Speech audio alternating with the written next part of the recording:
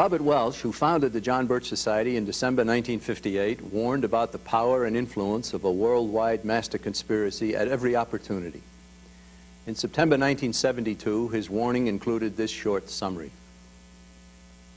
This plan is to establish very soon the first stages of a new world order. This will be the novus ordo seclorum for which a self-perpetuating inner circle of conspirators has been working and scheming relentlessly during some 6 generations. In the fall of 1990, shortly after President Bush sent several 100,000 U.S. troops into the Middle East to counter Iraq's seizure of Kuwait, he began to use the phrase New World Order when referring to his Constitution-skirting actions. For example, on September 11, 1990, he stated, "Out of these troubled times, our 5th objective, a new world order, can emerge. We are now in sight of a United Nations that performs as envisioned by its founders." He would repeat his call for a new world order many more times. Each time he did so, he made it clear that the goal he sought would be attained through rebuilding, restoring, or reinvigorating the United Nations. By August 1991, the Bush administration issued a document entitled National Security Strategy of the United States. An introduction signed by the President himself stated, "In the Gulf, we saw the United Nations playing the role dreamed of by its founders. I hope history will record that the Gulf crisis was the crucible of the New World Order." Mr. Bush's stated objective in committing our troops to the war that became known as Desert Storm was to help the United Nations become more important, to give it the boost it needed so that it could perform in the manner envisioned by its founders. Those founders included a U.S. delegation led by a secret communist named Alger Hiss and 15 others later named by congressional investigating bodies as members of the U.S. Communist Party. Also, Robert W. Lee noted in his 1981 book, The United Nations Conspiracy, that 43 members of the U.S. delegation to the 1945 UN Founding Conference were members of the World Government Promoting Council on Foreign Relations. And that was the bulk of the U.S. delegation. The Soviet Union was represented at the UN's founding conference by a contingent of hardcore communists led by Andrei Gromyko. Other nations sent their one-worlders, socialists, communists, and utopian dreamers. Advocates of national sovereignty weren't welcome. The goal of all these founders was clear. They wanted world government. The New World Order was to be built around 2 main pillars: world government and economic control through some form of socialism. The conspirators would be satisfied with either communist-imposed socialism or socialism brought about by the slower, more scheming technique of having a people vote themselves into tyranny. Once imposed worldwide, however, economic control would be maintained by the same brutal force that victims of communism have always experienced. George Bush never defined the term he so frequently uttered. Reporters who sought to find out exactly what he meant by it were completely unsuccessful. Here is one article dated February 24, 1991, which was after the fighting had ended in Iraq. While this reporter never got the answer he sought, he was told by a White House spokesman the following utter nonsense. One August morning in Kennebunkport, Maine, Bush took his national security advisor, Brent Scowcroft, for a ride on the presidential speedboat, Fidelity. 4 hours later, the president came ashore with a ringing slogan that Scowcroft had offered, "The New World Order." A phrase coined by Brent Scowcroft in 1990? How then explain the 1940 book entitled The New World Order, written by British socialist H.G. Wells? Or the speech given by New York Governor Nelson Rockefeller in 1968, where he called for a new world order? Or President Richard Nixon's 1972 toast to the bloody-handed Chu Enlai in China about the hope that each of us has to build a new world order? Or Fidel Castro's 1979 speech to the United Nations, where he demanded a new world order? Or Mikhail Gorbachev's 1990 speech 2 months before George Bush's boat ride off the Maine coast, in which the Soviet Union's president also called for a new world order? Simply stated, the phrase New World Order, meaning a worldwide tyranny built around socialism and world government, has been the slogan of the conspiracy for well over 200 years. Some who use it obviously don't understand either its full meaning or its history, but they are perfectly willing to carry out whatever steps are needed to bring it about. On the other hand, others are fully cognizant of the meaning and support the continuous usage of the phrase over many years. They employ the term New World Order very much like a secret handshake to indicate to others that they are the willing servants of an evil conspiracy. Any war, George Bush's war against Iraq included, does indeed bring about more government. And it also spawns moral decline, which makes it easier to lead a people into tyranny. And some wars are deliberately arranged in order to effect these very consequences. In 1953 and 54, Congressman Carroll Reese of Tennessee led a special House committee formed to investigate the large tax-exempt foundations that had been financing subversion within our nation. He hired a man named Norman Dodd to be the committee's top researcher. Dodd sent a committee staffer named Catherine Casey to examine the records of the Carnegie Endowment for International Peace, one of the wealthy foundations known to be involved in financing subversive activity. The results of the Reese Committee's investigations are recounted in William McElhenney's 1980 book, The Tax-Exempt Foundations. Miss Casey, a lawyer, spent several days in New York and returned to Washington somewhat dazed by what she had found. She reported that the Carnegie minutes for 1911 told of the trustees raising the question, quote, "Is there any means known to man more effective than war, assuming you wish to alter the life of an entire people?" End quote. At the end of a year, according to the minutes, the trustees concluded that there was no more effective way to accomplish that goal other than war. So then they raised another question. How do we involve the United States in a war? When this discussion was being held by the Carnegie trustees, the United States had completely severed all but diplomatic ties to Europe. Our country had become totally independent and a rapidly growing nation of religiously based people who wanted most of all to be left alone to work out their own destiny. But unbeknownst to them, powerful individuals were busily plotting to alter their entire life by pushing the nation into a war that would indeed produce moral decline, more government, and the beginning of a drive for world government.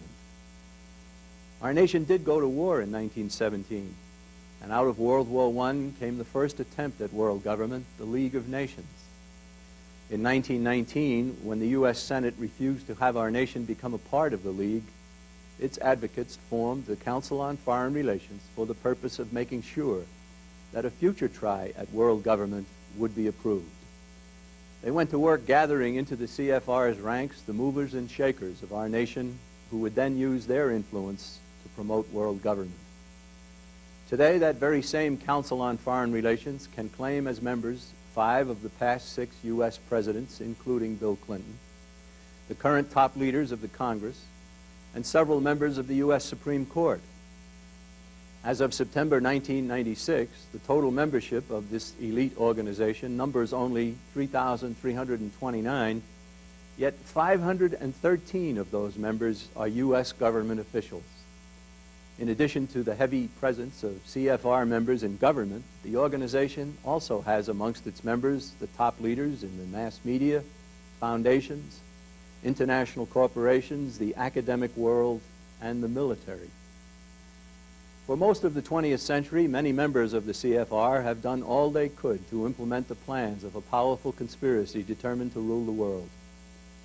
National sovereignty and economic freedom mean nothing to these individuals. They are instead anxious to build power for themselves, even as they build the conspiracy's New World Order. Much has been written about the history and accomplishments of this elite New York-based organization.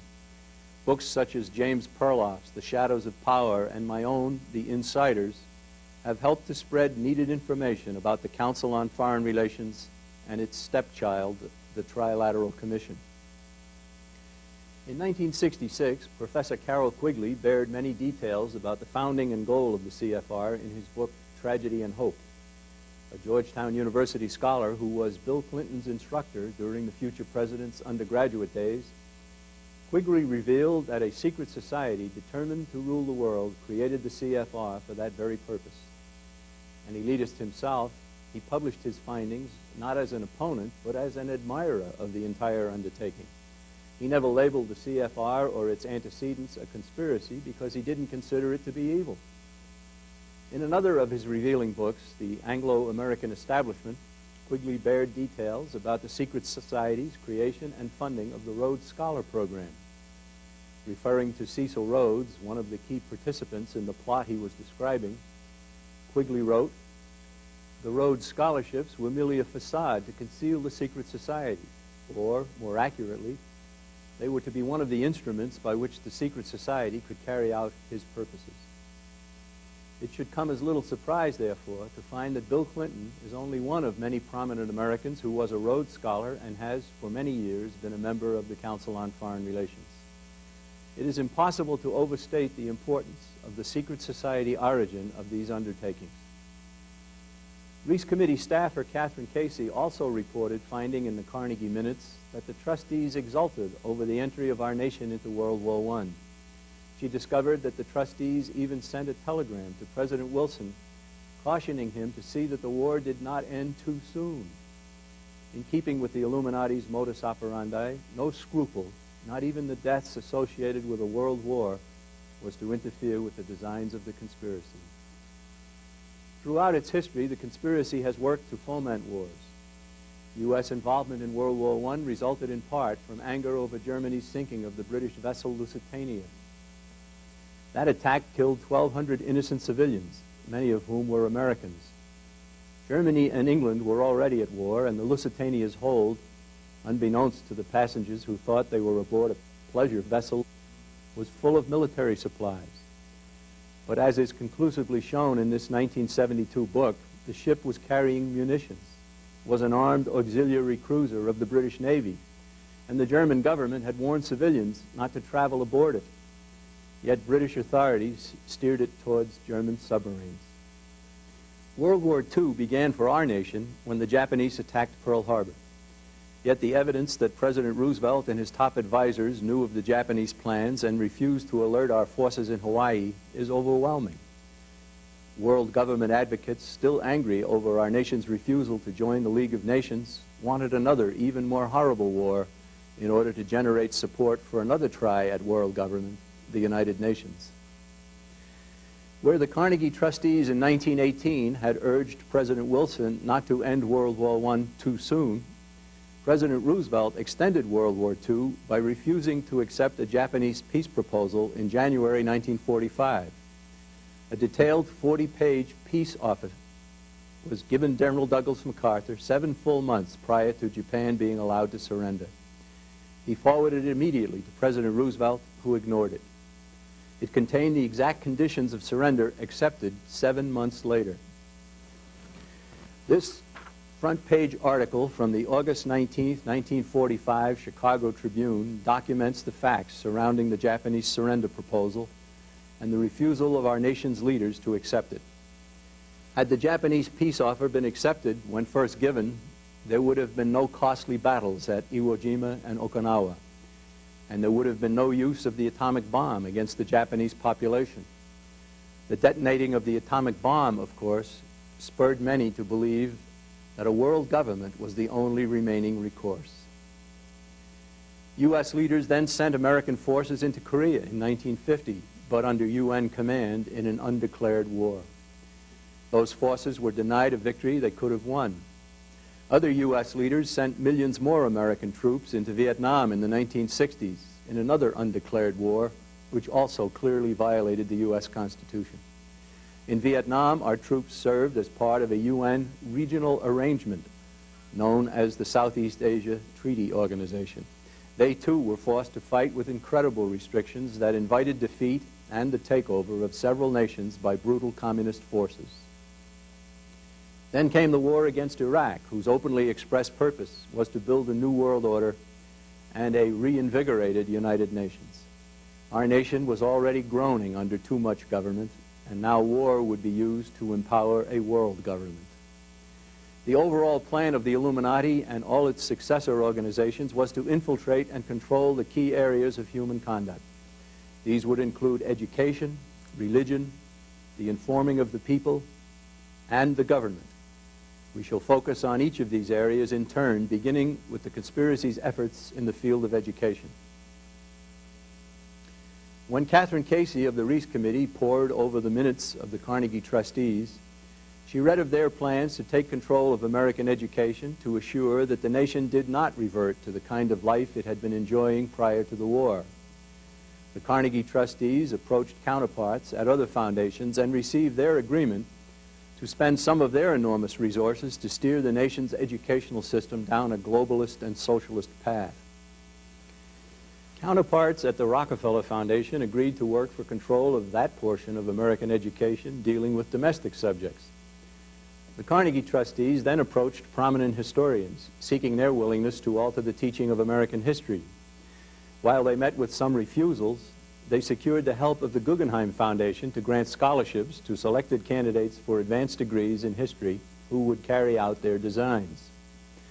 Hardly any Americans knew what these conspirators were planning, and the overall purpose of this activity was to alter the self-reliance and independent spirit of the people of this nation so that their resistance to a world government could be broken.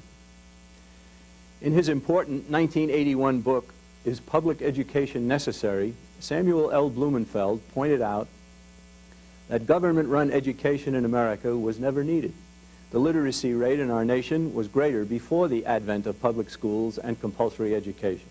Socialists and others promoted the public school movement through secret organizations as far back as 1829, and the basis upon which American education was built and flourished, strong emphasis on religion and morality, has effectively been cast aside. As Blumenfeld reported, several church groups in Massachusetts in the early 19th century worked for the creation of a state-run education system they wanted to control. The leaders of these religions hoped to use the government system to propagate their beliefs. Later on, socialist Robert Dale Owen formed a secret society working for a compulsory government system that would spread his beliefs. These various factions eventually united behind Horace Mann, who, we are told today, should be revered as the father of American public education. Blumenfeld says instead, quote, "If Horace Mann was the father of anything, it was of centralized, state-controlled public education governed by a state bureaucracy and financed by taxes on property," end quote.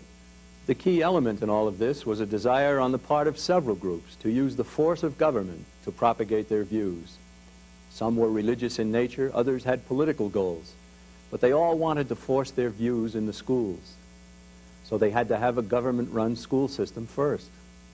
In his book, Blumenfeld noted that Horace Mann happily accepted the support of anyone in changing American education from its free market course to an irreversible statist one. And Blumenfeld documented the revealing fact that Mann and his followers chose for their model the authoritarian Prussian system, where parental influence was replaced by state domination over children. By the 1830s, Unitarian minister Orestes Brownson had become one of the leaders of the movement to establish compulsory state-run education in Massachusetts. He later converted to Catholicism, abandoned his interest in compulsory education, and ended up teaching at Notre Dame University. In his autobiography, Brownson wrote of the goal he initially sought. The great object was to get rid of Christianity. For this purpose, a secret society was formed, and the whole country was to be organized on the plan of the Carbonari of Italy. Here we see the same conspiratorial organizations influencing the creation of our nation's compulsory school system. That it has degenerated to what can be found today should come as no surprise. In 1981, when this book was written, Blumenfeld summarized the American educational scene. While it is true that there are many good teachers in some public schools who are able to help students in spite of the system, Blumenfeld stated, "Today, most of the young adults who emerge from the process read poorly, write miserably, have stunted vocabularies, cannot do arithmetic well, know little geography and less history, and know virtually nothing about the economic system in which they live. At school, they fall under strong peer pressure, are introduced to drugs and sexual promiscuity, while their teachers preach the moral relativism of secular humanism as a substitute for the outmoded moral codes of religion. Only 2 years later, in 1983, the National Commission on Excellence in Education issued a report entitled A Nation at Risk. Its shocking conclusion stated, "The educational foundations of our society are presently being eroded by a rising tide of mediocrity that threatens our very future as a nation and as a people. If an unfriendly foreign power had attempted to impose on America the mediocre educational performance that exists today, we might well have viewed it as an act of war." As stark a reality as that statement indicates, it does not take note of the fact that much of the instruction, even in such subjects as history, civics, and economics, has become counterproductive, since much of what is taught is simply not so. Government-run education in America isn't mediocre, it's subversive. One major promoter of these developments is the nation's most powerful labor union, the National Education Association. In another of Blumenfeld's valuable works, his 1984 book, NEA, Trojan Horse in American Education, he traced the history of the NEA from its creation in 1857 when it was known as the National Teachers Association. Today he claims that, quote, "For all practical purposes, the NEA might as well be the Socialist Party in America," end quote. Forming coalitions with other labor unions and gaining tremendous influence over the political parties and numerous elected officials, the 2.2 million member NEA has in recent years backed Marxist revolution in Central America, waged incessant war against conservative principles, and stepped up its attack on capitalism and its promotion of socialism.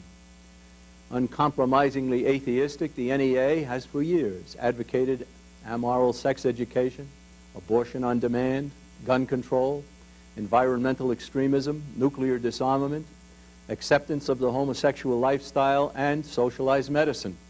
What the NEA objects to is also revealing. It opposes encouraging students to restrict sexual intercourse to heterosexual marriage, wants no one to be permitted to homeschool his or her own children unless properly licensed and forced to follow a state-approved curriculum, and objects to testing teachers for drugs, alcohol, or AIDS. To sum up, as detailed in this comprehensive 1994 survey of education published in this special issue of the New American Magazine, America's government-run education system has been transformed into an enemy of this nation. And with so many families finding it necessary for both spouses to work outside the home, one to provide for the family's needs and the other to meet ever larger tax bills, the influence of parents over their children has declined and the influence of the schools has grown. In 30 states, public school teachers are required to become members of a state affiliate of the NEA, effectively amounting to membership in the NEA itself. No American should be required to belong to any union in order to work, and no one should be forced by law to pay for any educational system, good or bad. If education and its funding were voluntary, its quality would soar and our nation would not suffer from an increasingly ill-informed populace. Conspirators know that poorly educated people are far more easily controlled. The answer is to let those who want religious training in the schools have their schools. Let those who don't want it have theirs, and don't force anyone to finance someone else's idea of education. Should the truly American way of dealing with education be adopted, two very important developments would follow. One, the huge amounts of money left in the hands of the people would spawn the immediate creation of private schools and academies. And two, deserving and eager students whose families could not afford to send them to the new privately run schools would be the beneficiaries of scholarships and grants. This, too, has always been the American way.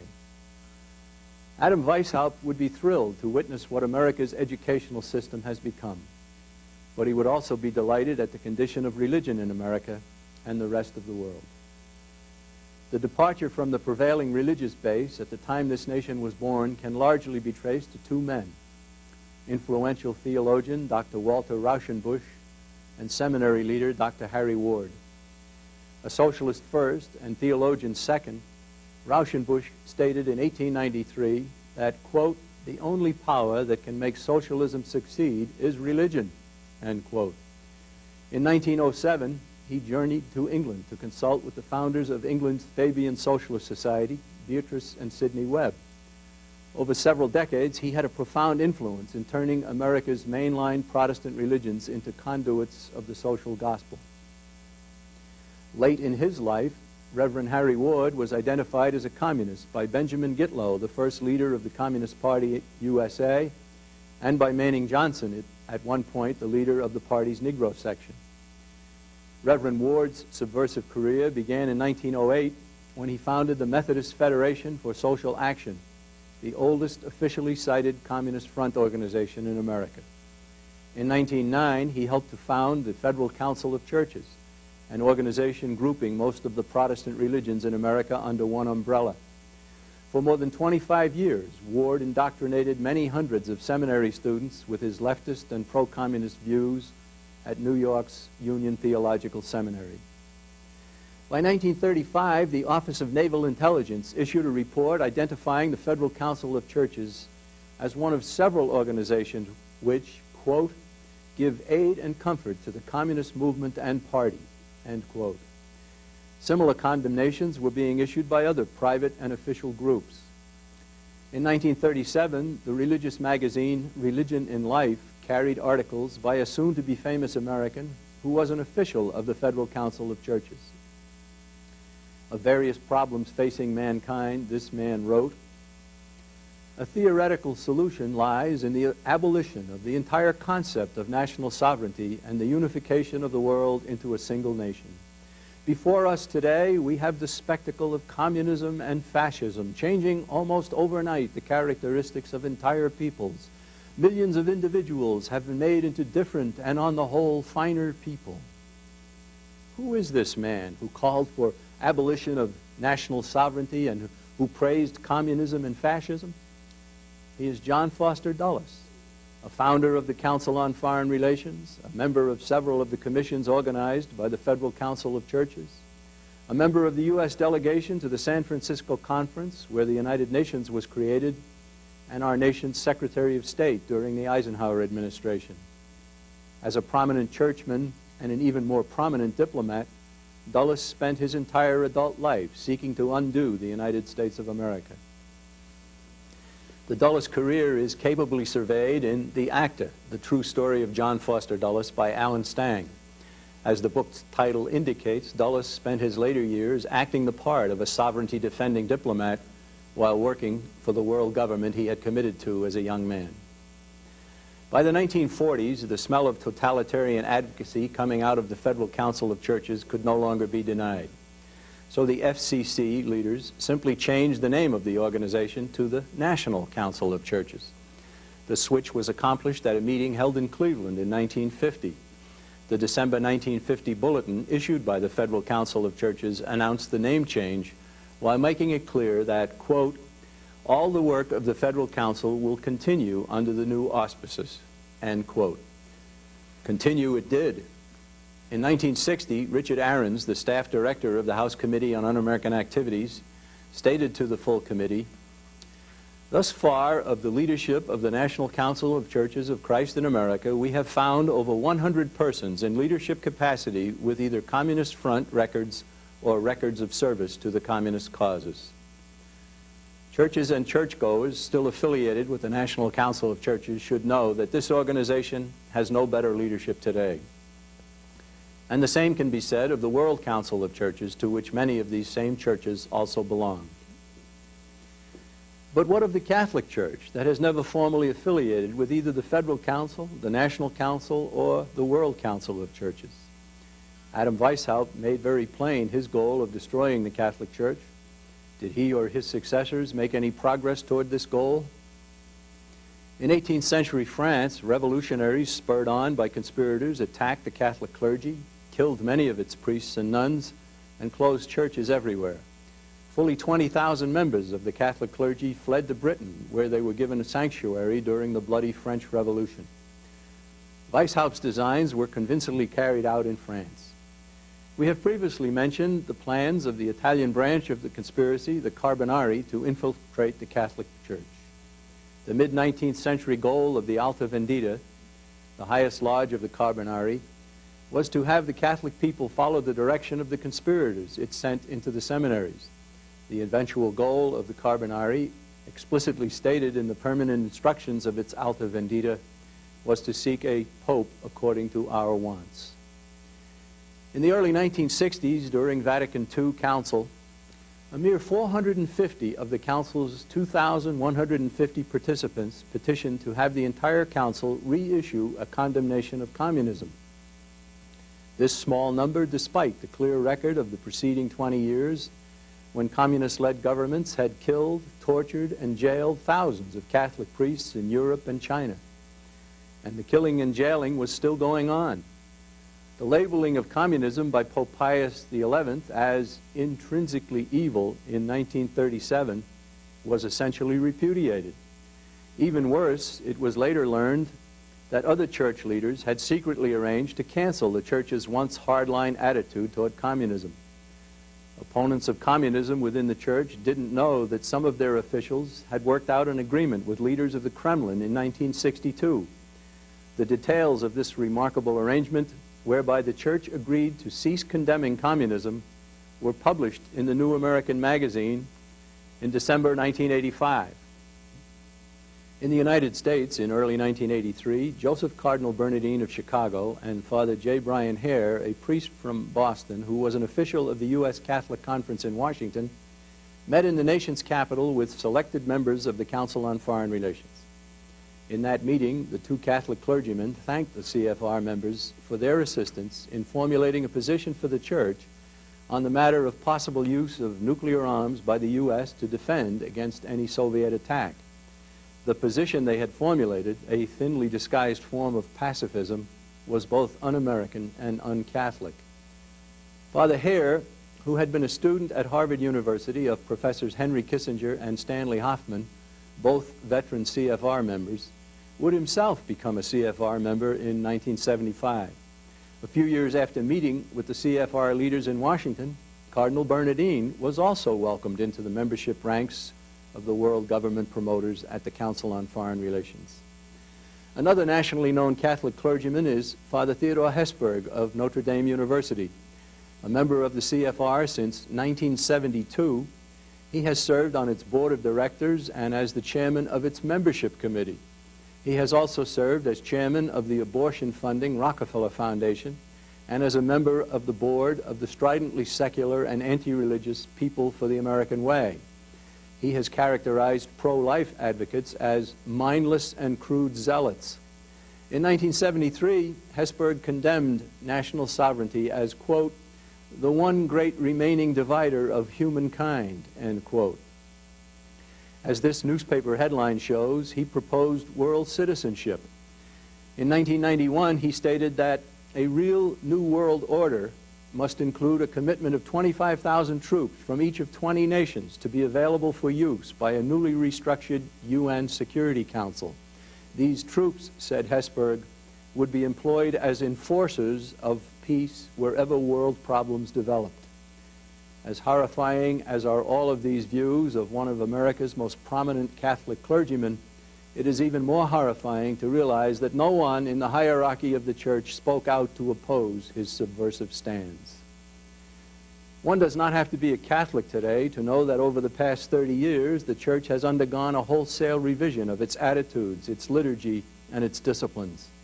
All throughout Latin America and even into southwestern United States, a new interpretation of Scripture based on Marxism and labeled liberation theology has been introduced by revolutionaries within the Catholic clergy. The consequences, both politically and religiously, have been devastating. The Catholic Church, that was always known by friend or foe as a bastion of traditional values, has become fragmented and disoriented. Into the vacuum created by religions that have lost their way has come New Age mysticism and pantheism. These new trends have found a very welcome home in the United Nations.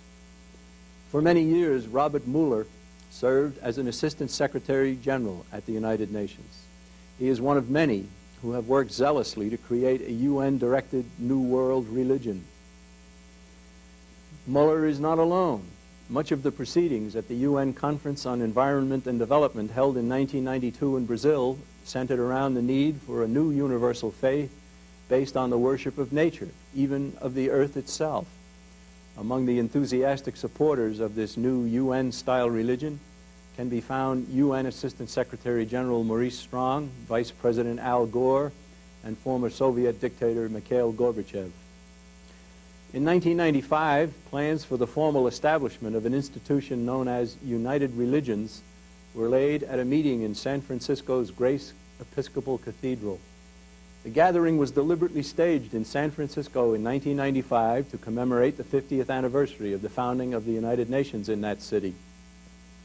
Representatives of virtually all religions were present, along with some of the world's political and spiritual luminaries, such as Britain's Princess Margaret, South Africa's Archbishop Desmond Tutu, Lech Walesa of Poland, and then UN Secretary General Boutros Ghali. Plans were announced at this gathering to create a charter for this new United Religions organization by June 1997. It is to be patterned after the United Nations, with a General Assembly, a Security Council, and a Secretary General. Headquarters for the group are to be established by the year 2000 at the Presidio, a former U.S. military installation in San Francisco. The prime mover in this interfaith religiosity, where all who gather deny their beliefs in the name of world peace and unity, is Bishop William Swing of the Episcopal Diocese of California. His partners in the effort include the Gorbachev Foundation, which is also located at the Presidio, and the World Conference on Religion and Peace. Robert Mueller, who has offered his belief that Christ will find the answer to his dreams at the United Nations, has labored diligently to unite the world's religions ever since being steered to do so by UN Secretary General U Thant. He has stated that the inflexible belief systems of religious fundamentalism, quote, play an incendiary role in global conflicts, end quote. Referring to fundamentalist believers in any faith, he added, peace will be impossible without the taming of fundamentalism through a united religions that professes faithfulness only to the global spirituality and to the health of this planet. Just imagine a united religions doing for religion what a United Nations has been working for decades to do to nations. Weishaupt sought to gain control of the schools and the churches in order to influence what he called the common people. His goal has not been fully realized, but progress toward it has indeed been frightening. If he were alive today, he would seek control of the mass media in order to spread the conspiracy's influence. Though he himself is long in his grave, his conspiratorial descendants have certainly not overlooked the mass media. No discussion of our nation's mass media can ignore the impact of the Council on Foreign Relations. Its chief founder, the mysterious Edward Mandell House, President Woodrow Wilson's top advisor, has claimed in his writings that he wanted to establish, quote, socialism as dreamed of by Karl Marx, end quote. Most Americans know little or nothing about this organization, its influence within America's important institutions, and its effort to steer our nation into the New World Order. And a primary reason why the American people are unaware of the CFR's role is the organization's domination of all elements of the mass media. This recent issue of the New American Magazine contains several displays listing the government agencies, foundations, corporations, and mass media outlets that are led by CFR members. CFR members sit atop ABC, CBS, CNN, and NBC.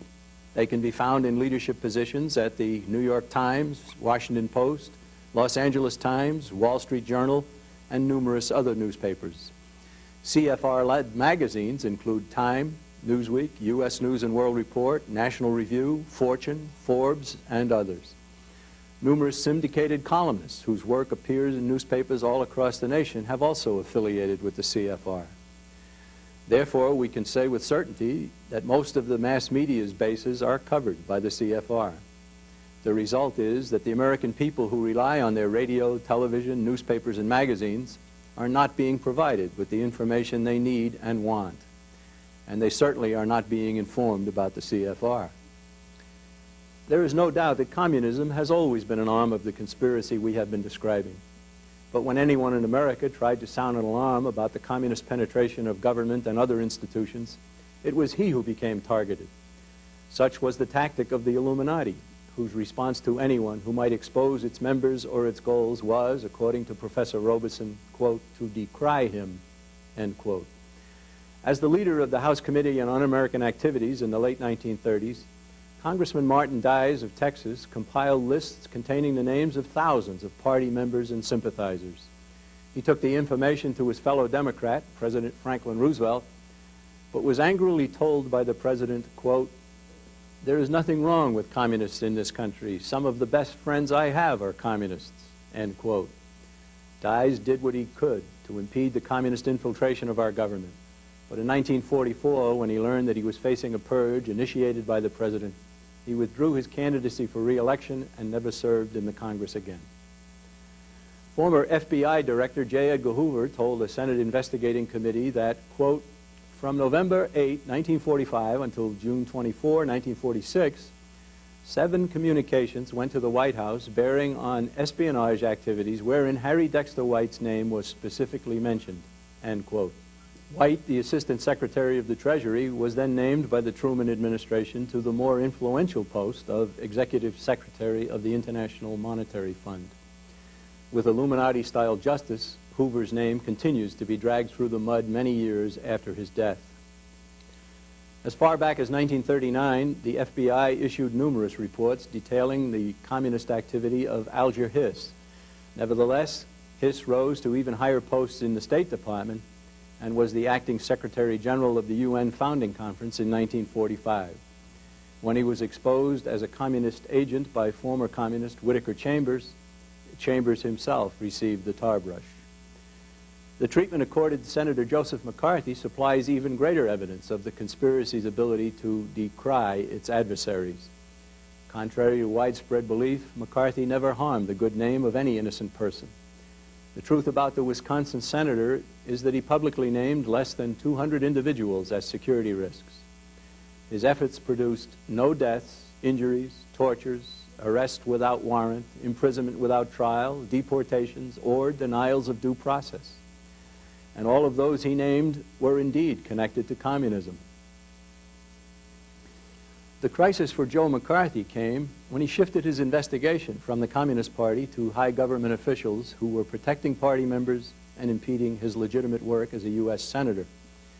In 1954, McCarthy learned that a high-level meeting to formulate plans to deal with McCarthy had been held in the office of Attorney General Herbert Brownell. Attendees included top presidential advisor Sherman Adams, Ambassador to the UN Henry Cabot Lodge, Army Secretary John Adams, and according to the New York Times, top White House, defense, and justice officials. When McCarthy sought to find out the details of the meeting, his efforts were blocked by an order from President Eisenhower forbidding executive branch employees to supply information about the Get McCarthy meeting.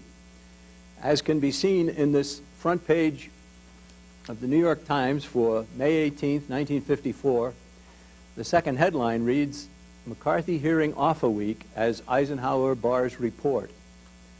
From that day forward, all congressional investigations of the executive branch were stymied.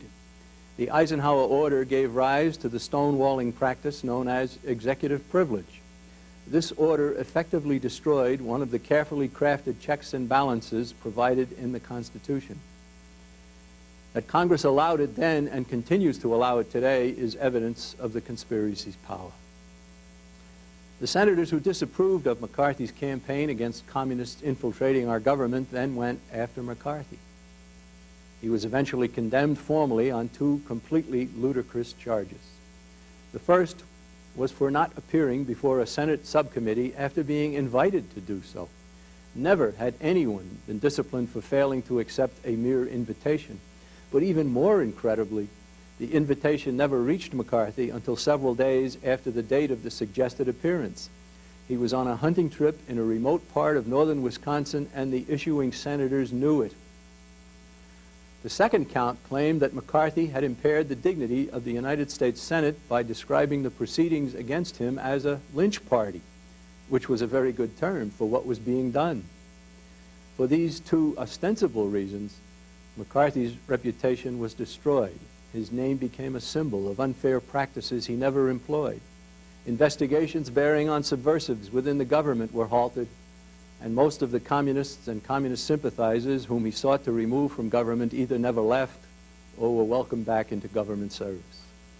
Of course, the real reason why McCarthy had to be stopped was that he was getting too close to revealing the secret power behind communism in this nation. In all, 67 senators voted to condemn McCarthy on those two trumped-up charges, and only 22 stood by him in 1954. Those totals provide striking testimony of the power of the communist movement in America and of the conspiracy guiding it and protecting it. Was McCarthy correct in pointing out that subversives had wormed their way into government service? A full year prior to the Senate condemnation of McCarthy, Indiana Senator William Jenner's Senate Internal Security Subcommittee issued its report entitled Interlocking Subversion in Government Departments. It detailed the existence of 4 separate espionage rings operating within our government, along with the fact that only 2 had ever been fully exposed. The remaining 2 have never been exposed. The Jenner-led subcommittee described the Soviet penetration it had uncovered as a, quote, conspiracy, end quote. Yes, there were communists working in our government, but those who could have done something about it didn't seek to remove the communists. They went after McCarthy.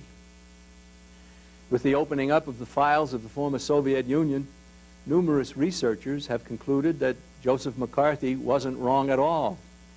As shown in this article from the December 17, 1990 issue of the Los Angeles Times, London-based Professor Roger Scruton is one of many who now conclude that McCarthy was right about the Red Menace. A great deal has transpired since the demise of Joe McCarthy. The enemies of America's intelligence gathering institutions saw to it that the various agencies charged with that responsibility have been abolished. Terrorism, however, continues to rise worldwide. The most effective way to protect oneself from terrorism is through intelligence gathering by agencies of the type that have been abolished. But as each new terrorist act kills and maims more Americans, our leaders suggest new laws to control the entire population, but they refuse to restore the agencies that have been abolished. It's perfectly obvious that most Americans take comfort in the belief that no matter what happens, they'll be able to survive, they'll ride out the storm. And there are others who store gold, collect guns and ammunition, stock food supplies, and even build a hideaway in the hills. These people are preparing to lose their freedom. Wouldn't it be a wiser course to work to defeat the conspiracy, to prepare to win? Unless the path down which our nation is being taken is reversed, the defeat these people see looming on the horizon will become a reality. Then, if they spend some of their stored gold, use some of their ammunition, and show evidence of having food supplies, the authorities will be all over them. And to curry favor, even their neighbors will turn them in. Anyone who feels that there is any alternative to reversing the course our nation is on really hasn't thought the matter through. Anyone who is planning to leave an inheritance for his or her children ought to include freedom as a part of it. Several years ago, I told a Cuban American how lucky I was to live in America. He looked at me somewhat angrily and said, "What do you mean you're lucky? I was the lucky one. I had somewhere else to go when my nation was conquered." That's a rather chilling thought. In the Soviet Union, there were some who felt that they were safe because they never spoke out. That proved to be a very foolish assumption. In keeping with conspiratorial practices over many generations, Lenin instructed his secret police, "Do not ask for incriminating evidence to prove that the prisoner opposed the Soviet government either by arms or word. Your first duty is to ask him what class he belongs to. What were his origin, education, and occupation? These questions should decide the fate of the prisoner. This is the meaning and the essence of Red Terror." In America, we see still free people voluntarily building their own iron curtain around themselves. Many are gripped by fear of retribution and fail to speak out and oppose what is being done to our country and ourselves. Don't let anyone do that to you. You're an American. Your nation is being destroyed and led into the New World Order. Help us to stop this treachery. How can the conspiracy's progress be stopped? The solution is majestically simple. In fact, the essence of any brilliant strategy is simplicity. The conspiracy's drive toward totalitarian power can be stopped if enough people know about it, speak out about it, and demand a return to age-old principles. 25 years ago, a group of criminals who happened to be American Indians cooked up a plan to take control of a section of land within our borders, declare themselves an independent nation, import arms from communist governments with whom they were already in contact, and wage war on the United States from within. Funding for their designs had been provided through a cleverly concocted scheme involving an agency of the U.S. government. These subversives had already intimidated large numbers of fellow Indians. Virtually overnight, they boasted that they spoke for all of the American Indian population. In a matter of just a few weeks, however, wide distribution of these two articles, prepared under the auspices of the John Birch Society, sufficiently exposed the plot, and the American Indian movement was repudiated. A few years later, the Equal Rights Amendment was sailing toward complete ratification when the John Birch Society recognized it for what it truly was. As written, this amendment would have given the federal government new authority to control any activity engaged in by men or women. That's everything. Our people went to work and persuaded state legislators to reject ratification, and that threat of dramatically enlarged federal power passed. More recently, plans to subject the Constitution to wholesale change through a constitutional convention or a conference of the states were thwarted when our people distributed the truth about the intent of the would-be destroyers. The John Birch Society's trim committees have distributed tens of millions of these report cards on the members of the House of Representatives. Voters who receive them learn, sometimes for the first time, what their representative has been doing instead of what he is saying. In many districts, the voters have then chosen someone else to represent them in the halls of Congress. In some districts, congressmen have decided to alter their habits and vote for less government and lower taxation. Is the conspiracy invincible? Of course not. It operates largely on bluff, and it's time to call the bluff. Can it be defeated? Indeed it can. And the road to victory is through organized education, exposure, and courageously standing for principle. If we look around, we have to admit that some hidden force has a tight grip on government, the press, religion, education, even the military. Taxes and controls continue to grow. Our children can't offer a prayer in the increasingly deficient and dangerous schools we are forced to finance. Many of the churches we were brought up in are unrecognizable today. And the mass media we are told to trust give us pap and misinformation for news and a steady diet of smut and terror for entertainment. We are told that doing business with the worst murderers in all history, the Communist Chinese government, is a good idea, even while they continue to murder and tyrannize their own people. We are told that a still professing socialist named Gorbachev is some new Democrat, and we wonder as he is invited to speak in the halls of Congress. We are told that our armed forces must police the world for the United Nations. We remember that those who warned about tolerating abortion also warned that allowing it would lead to the killing of the old and the infirm. Will the politically incorrect be next? We must not let all of this continue, for if we do, we shall soon live in tyranny. Few Americans today know the name Dr. Joseph Warren. A Boston physician, he was a leading patriot at the beginning of our nation's struggle for independence. On March 6, 1775, he spoke at the 5th anniversary of the Boston Massacre when British troops had fired into a crowd of civilians and killed several of them. Warren knew that a British guard was on its way to arrest him. He spoke over the heads and fixed bayonets of British redcoats who were standing right before him. But he proceeded to implore his fellow Americans to resist tyranny and fight for freedom. Here is some of what he said in 1775, words that certainly need to be heard today. Our country is in danger, but not to be despaired of. Our enemies are powerful and numerous, but we have many friends determining to be free, and heaven and earth will aid the resolution. On you depend the fortunes of America. You are to decide the important question on which rests the happiness and liberty of millions yet unborn. Act worthy of yourselves. The faltering tongue of hoary age calls on you to support your country. The lisping infant raises its suppliant hands, imploring defense against the monster slavery. Your fathers look from their celestial seats with smiling approbation on their sons who boldly stand forth in the cause of virtue, but sternly frown upon the human miscreant who, to secure the loaves and fishes to himself, would breed a serpent to destroy his children. Dr. Joseph Warren fell mortally wounded at the Battle of Bunker Hill in 1775. He didn't live long enough to see his countrymen succeed in the war for independence from Great Britain. We owe something to Dr. Joseph Warren and to all who helped to create this wonderful nation. Also, as he said, we owe something to the lisping infants who are counting on us to leave to them history's greatest experiment in human liberty, the free and independent United States of America.